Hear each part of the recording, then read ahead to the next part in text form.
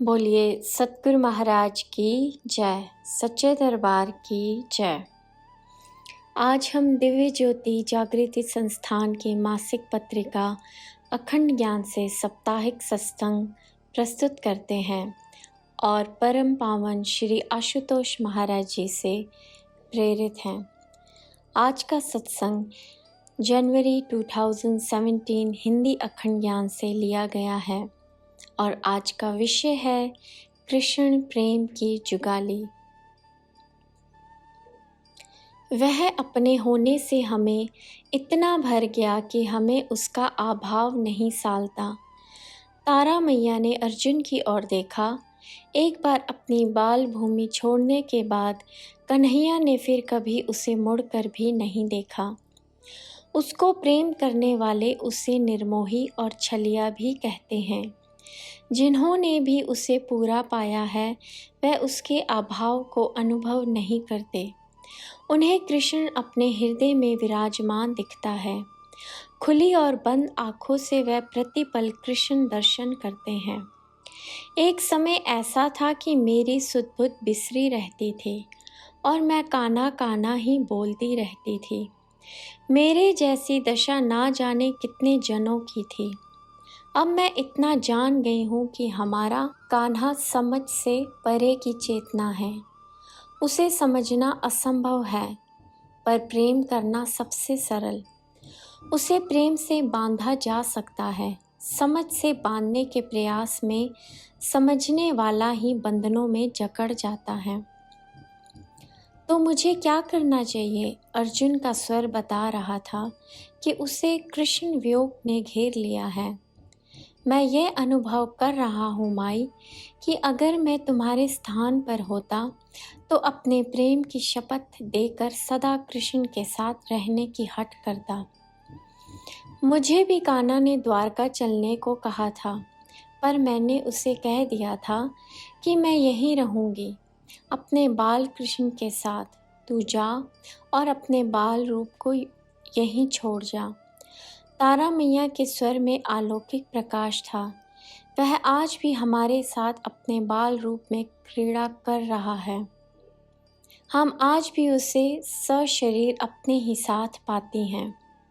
वह एक ही समय में अनेक स्थानों पर अनेक रूपों में होता है, इसीलिए वह छलिया है। किसी के साथ छल करने के कारण वह छलिया नहीं है। हमारी बुद्धि को छलने के कारण वह छलिया है। वह बुद्धि से परे है, इसीलिए बुद्धि कहती है कि यह मुझे छल रहा है। वह अपनी लघुता को तो देखती नहीं, प्रभुता पर संदेह उठाती है। अर्जुन, मैंने तेरे कृष्ण प्रेम की बातें सुनी हैं। लला, तू तो हमसे भी आगे निकला। एक बूंद कैसे सागर तक की यात्रा करे। सोचो, यदि सागर स्वयं आगे बढ़कर उस बूंद पर गिर जाए और वह बूंद अपनी तुच्छ बुद्धि के कारण अपने को बचाने का प्रयास ना करे तो उसके सागर हो जाने में फिर देर कहाँ। तुझ पर सागर आ गिरा है अर्जुन, और तूने हृदय खोलकर उसका स्वागत किया है, उसे स्वीकार किया है। तूने जिसे मांगा है अब उसका प्रभाव देखना। वह तेरे सारे पूर्ण संस्कारों को मिटा देगा। वह तुझे एक नया जन्म देने वाला है अर्जुन। मैं स्पष्ट देख रही हूँ कि तू इस समय कृष्ण के गर्भ में है। शीघ्र ही तेरा जन्म होगा। तू दृढ़ हो जाएगा। नारायण रूप कान्हा तुझे वह दिखाएगा जो अब से पूर्ण किसी ने कभी किसी काल में नहीं देखा। मैया द्रौपदी ने मुग्ध नयनों से तारा की ओर देखा और बोली, जब आपके कान्हा ने आपसे अपने साथ चलने का आग्रह किया था तो आप साथ क्यों नहीं गई? एक ग्रामीण उदाहरण के द्वारा समझाती हूँ। तुम भी कहोगे कि तारा भी कितनी अनपढ़ है, जो अपने ग्रामीण जीवन से बाहर कुछ देख ही नहीं पाती। गाय भैंस पहले चारा निगल लेती हैं, फिर धैर्य से बैठकर आनंद पूर्वक उसकी जुगाली करती हैं। मैं भी वह गाय हो गई हूँ जिसने कृष्ण रूपी चारा निगल लिया है और अब कृष्ण लीला का चरवण कर रही हूँ। हमने कान्हा का दिव्य रूप देखा है, उसे अनुभव किया है, उसके प्रभाव से अपने को बदलते देखा है। मैं अपने आप को देखती हूँ तो बाल कृष्ण ही दिखता है। मैं स्वयं ही कृष्ण रूप हो जाती हूँ। पेट तो भर गया, अब समय है बैठकर जुगाली करने का। हमारे सर्वगुण संपन्न कृष्ण से अनेक राजा ईर्ष्या क्यों करते हैं? भीम ने पूछा। कन्हैया के अनेक गुणों को ओछी बुद्धि वालों ने दुर्गुण या अयोग्यता के रूप में प्रज्वलित किया। कृष्ण प्रेमी उसे गोपाल इसलिए कहते हैं क्योंकि वह गौ अर्थात इंद्रियों का पालक है, स्वामी है। गौओं को पालने वाला होने के कारण भी कृष्ण गोपाल है। और क्योंकि वह रसरूप है, सभी कलाओं से पूर्ण है, इसीलिए वह मुरली पर अपना दिव्य संगीत छेड़कर अपने रस को चहुं ओर बहा देता है। वह रस रूप है, इसीलिए रसिक बिहारी है, रसिया है। उसके संकेतों पर इंद्रियां नाचती हैं। वह इंद्रियों का दास नहीं है, वह हर्षिकेश है। तारा मैया की वाणी के प्रभाव से सब बह रहे थे।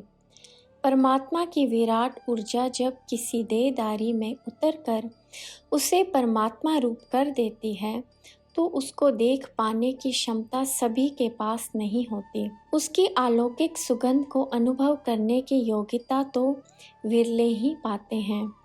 वह अति सौभाग्यशाली होते हैं जिन पर कृपा करके परमात्मा स्वयं कहे, देख मैं वही हूँ, मुझ में डूब।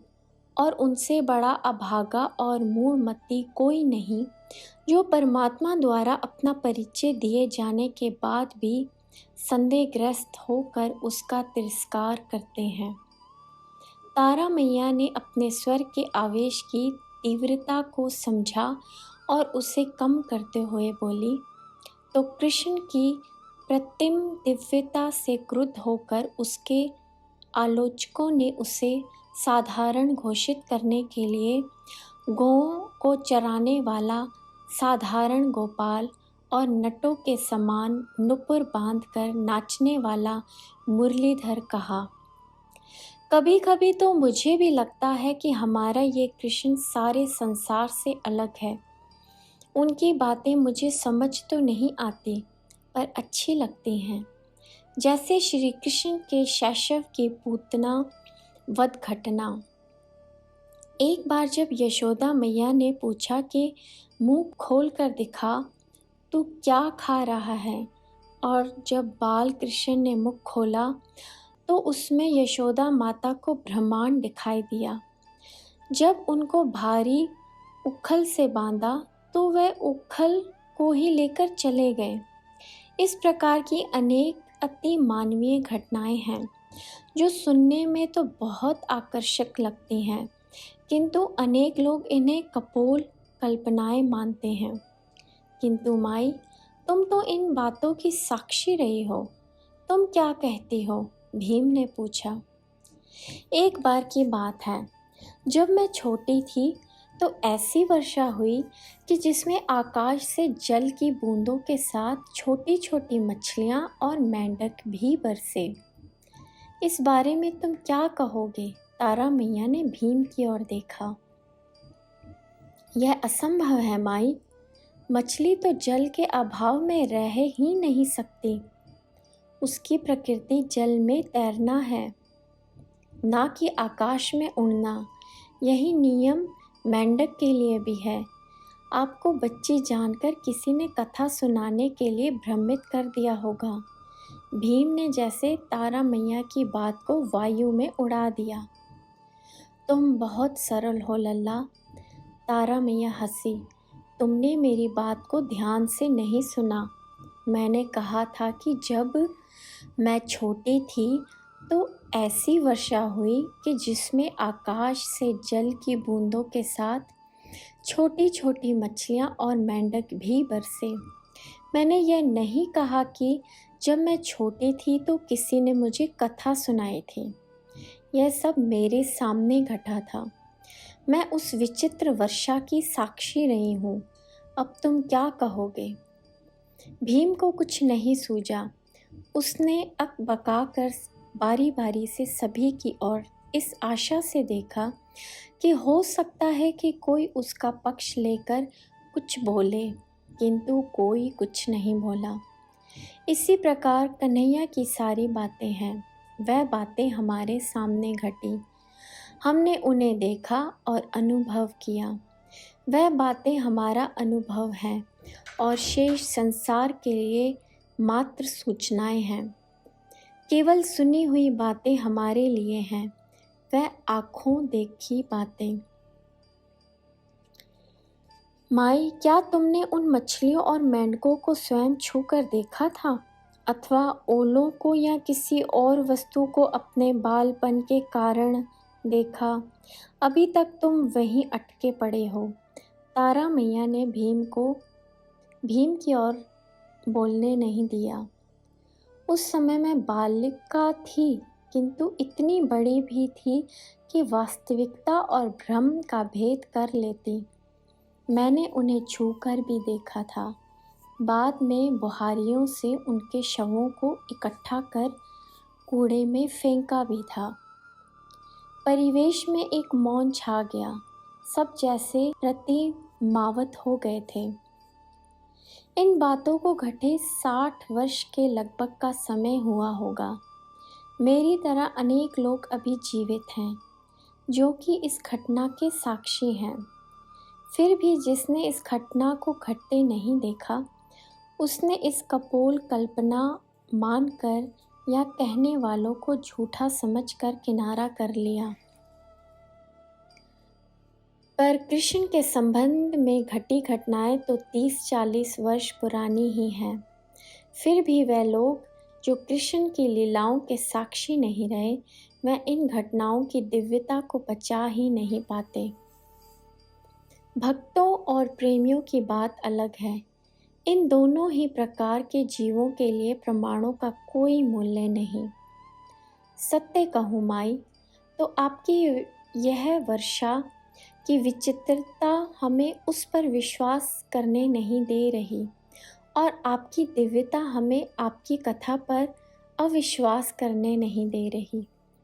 आपकी कथा पर भीम बोला, हम किंग कर्तव्य विमूढ़ हो गए हैं।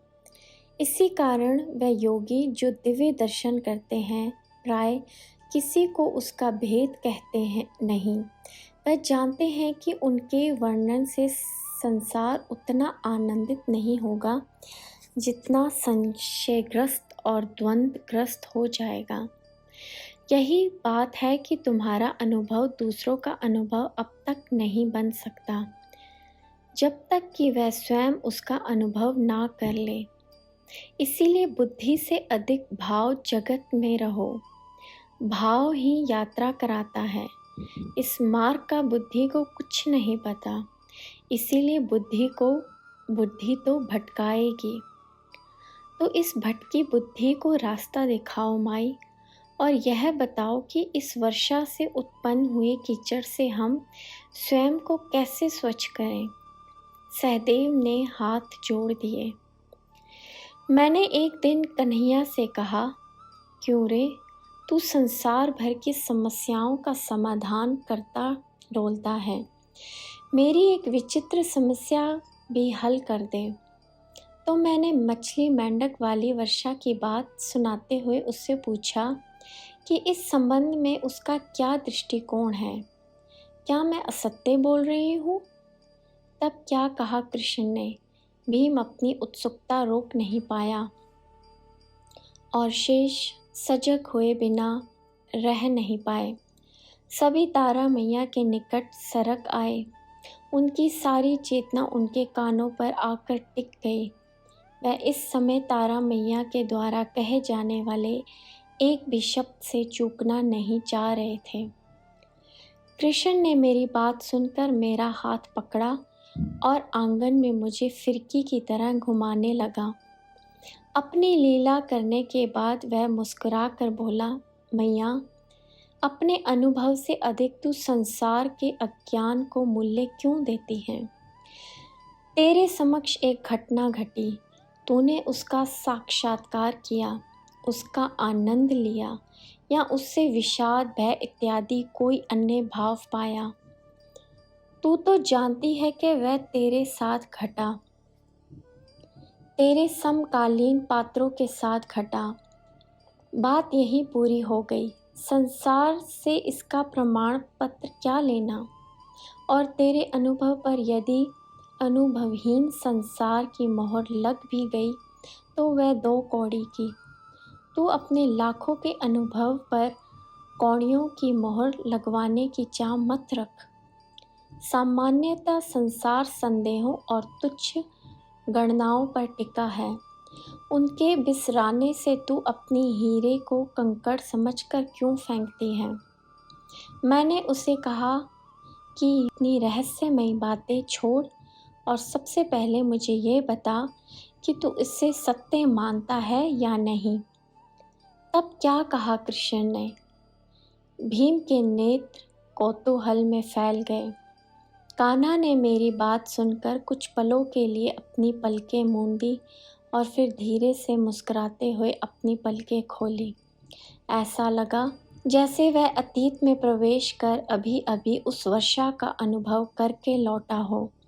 वह बोला कि प्रकृति में चमत्कार होते ही नहीं, जो भी घटता है वह वैज्ञानिक प्रक्रिया का एक अंग होता है। अनेक बार मनुष्य उस वैज्ञानिक विधि को जान नहीं पाता तो अपने अज्ञान और प्रकृति के रहस्य को परिभाषित ना कर पाने के कारण उसने चमत्कार शब्द का आविष्कार कर लिया। चमत्कार अर्थात उसकी समझ से पार की बात। उस वर्षा में ऐसा कुछ भी नहीं हुआ जो असंगत हो। हुआ ये था कि भयंकर आंधी ने मेंढक और मछली के अंडों को आकाश में स्थित मेघों में अवस्थित कर दिया। जैसे भूमि पर सरोवर होते हैं, ऐसे ही आकाश में भी मेघ रूपी जलाशय होते हैं। अनेक बार वह दीर्घकाल तक बरस नहीं पाते। ऐसे ही किसी आकाशीय जलाशय में वह सब जीव विकसित होते रहे और एक दिन जब वह महामेघ अपने ही भार से अथवा किसी अन्य महामेघ के आघात से फटा तो उसमें पल रही मछलियाँ और मेंढक बरसे। यही हुआ था उस समय। इसमें असहज कुछ भी नहीं है। यदि असहजता खोजी जाए तो वह मात्र इतनी है कि ऐसी घटना यदा कदा घटती है। इसका दुर्लभ होना ही इसकी असहजता है, इसका चमत्कार है। प्रतिदिन भगवान सूर्य समय से पधारते हैं और अपने समय से विदा हो जाते हैं। ऋतुएं समय से आती हैं, वर्षा, हिमपात और ओलावृष्टि होती है। इन सबको देखकर तो कोई नहीं कहता कि ये चमत्कार है, जबकि नियमित रूप से सूर्योदय होना ही अपने आप में चमत्कार है। किंतु जो हमारे दैनिक जीवन का अंग बन जाता है, वह चाहे कितनी भी महान घटना क्यों ना हो, मनुष्य उसके प्रति संवेदनहीन हो जाता है। संवेदनशील मनुष्य तो सदा विस्मय बोध से भरा रहता है। नित सहज घटी प्राकृतिक घटनाओं को देखता है और नूतन विस्मय से भर जाता है। ओ माई, रहस्य जाने के बाद लग रहा है कि तथाकथित वर्षा तो कितनी सहज बात थी। भीम का मुंह आश्चर्य से खुला। जब तक सद्गुरु रहस्यों से अवगुंठन ना हटाए तब तक गौरी का मुखड़ा दिखाई नहीं देता। द्रौपदी की रहस्यमयी श्रृंगारिक हंसी गूंज उठी। श्री कृष्ण का कोई कार्य तो यह कहता है कि वह कितना महान है और कोई यह कहता है कि वह कितना साधारण है। भीम द्रौपदी की टिप्पणी से छेप गया था। ऐसे में सबका ध्यान बांटने के लिए उसके जो मुंह में आया वह बोल गया। अभी माई ने जो कुछ कहा लगता है आपने सुना नहीं, सुन लिया तो गुनाह नहीं। अर्जुन के स्वर में आहत होने की ध्वनि थी। माई ने कहा था कि परमात्मा की विराट ऊर्जा जब किसी देहधारी में उतरकर उसे परमात्मा रूप कर देती है तो उसको देख पाने की क्षमता सभी के पास नहीं होती।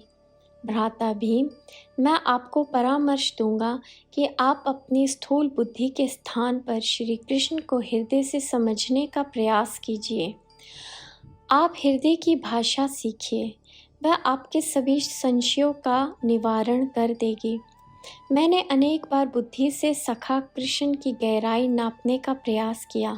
लगा जैसे मस्तिष्क की रक्त वाहिनियाँ ध्वस्त हो जाएंगी, और जब जब हृदय के द्वार से प्रवेश किया तो लगा जैसे मैं श्री कृष्ण को जान तो तब भी नहीं पा रहा हूँ, क्योंकि जानने वाला विगलित होता जा रहा है और मैं कृष्णमय होता जा रहा हूँ। अर्जुन ने भूमि पर अपना मस्तक टिकाया और उसके होंठ बुदबुदा उठे। हे लीलाधर, हे कृष्ण, हे माधव, तू ही एक सुजान, तेरी शरण पड़ा हूँ प्रभु, रख्यो मेरी लाज, रख्यो मेरी लाज। बोलिए सतगुरु महाराज की जय, सच्चे दरबार की जय। इस तरह के और अधिक लेख पढ़ने के लिए हमारी मासिक पत्रिका अखंड ज्ञान 3 भाषाओं हिंदी, अंग्रेज़ी और पंजाबी में उपलब्ध हैं। आप विवरण में ऊपर लिखित लिंक पर क्लिक करके पत्रिका की सदस्यता ले सकते हैं।